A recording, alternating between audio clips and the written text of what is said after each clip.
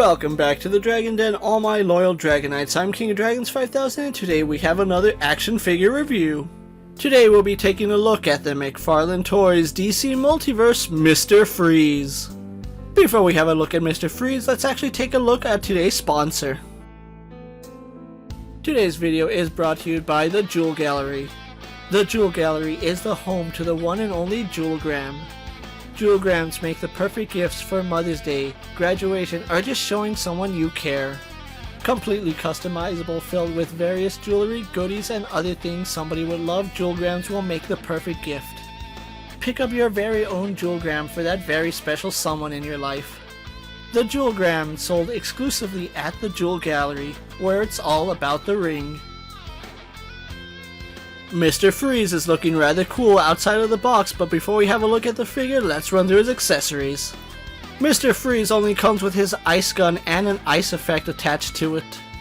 Other than that, Mr. Freeze doesn't come with any other accessories, so with that out of the way, let's take a closer look at Mr. Freeze. Taking a look at Mr. Freeze, McFarlane has done an amazing job with this figure.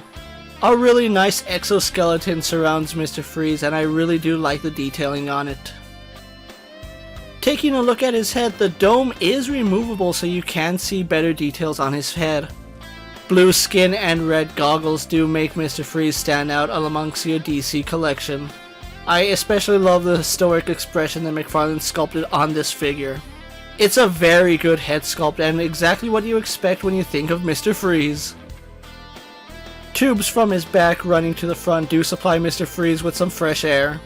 A very light blue armor set, almost looking white, looks really impressive, and I love the red vent in the front of his suit. He does have a white chest piece underneath the baby blue armor, and that is nicely detailed with some straps and some clips. On the back of the figure, he does have his air supply tanks. On his arms, Mr. Freeze has that same baby blue armor for his shoulder pads. They are done in really soft rubber, so they do get out of the way when you articulate his arms. Black undersuit with some padding looks very impressive on this figure. Asymmetrical gauntlets are on his forearms and both arms look fantastic. His left arm does appear to have pressure gauges and on his right arm he just has armor. And he is wearing a set of black padded gloves. On his abdomen we do have some teal pieces of armor and we continue that black undersuit. He also has a white belt which looks impressive with its sculpted detail as well as a teal centerpiece. His black undersuit does continue on his waist and on his legs he does have some white armor. The armor is nicely detailed, although I do feel like the paint is rather heavy on this figure. And underneath his armor continues his flight suit where he does have this really nice detail on his knees. Armored white boots do finish the look for Mr. Freeze. These boots do have nice detailing on them, the sculpt work is top notch and they look like giant snowshoes. So overall fantastic details on Mr. Freeze. So with his details out of the way, let's get him compared to our usual suspects. Here we have Mr. Freeze posed next to a Marvel Legends Cyclops and a DC Multiverse Superman. Mattel's WWE Elite Series and Mezco's 1/12 Collective Popeye the Sailor Man.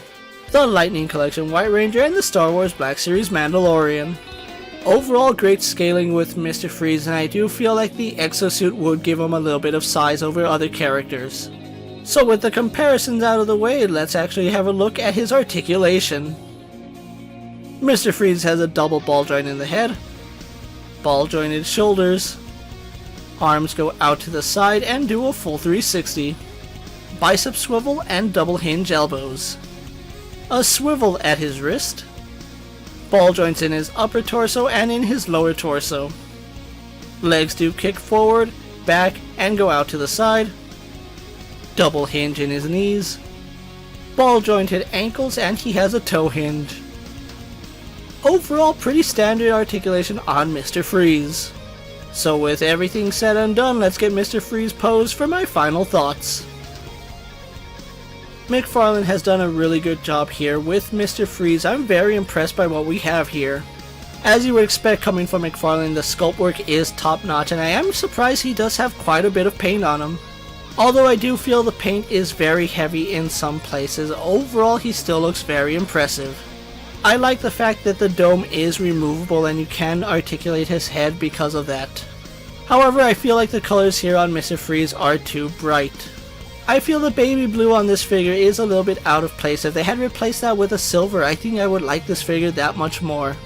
However, he's still impressive in terms of articulation, sculpt work, and paint, and I really love Mr. Freeze as a character. With my nitpicks aside, I think McFarlane has done justice to this figure and the character in itself. Although I would prefer a much bigger freeze gun, the freeze gun that we got with Mr. Freeze is still really nice. With a little heat and time, you can get the ice piece off the gun, so I really do like that. If you're a fan of Mr. Freeze, you're definitely going to want to add this figure into your collection. Before we wrap up this video, I want to take a moment to thank the Jewel Gallery for once again sponsoring this video.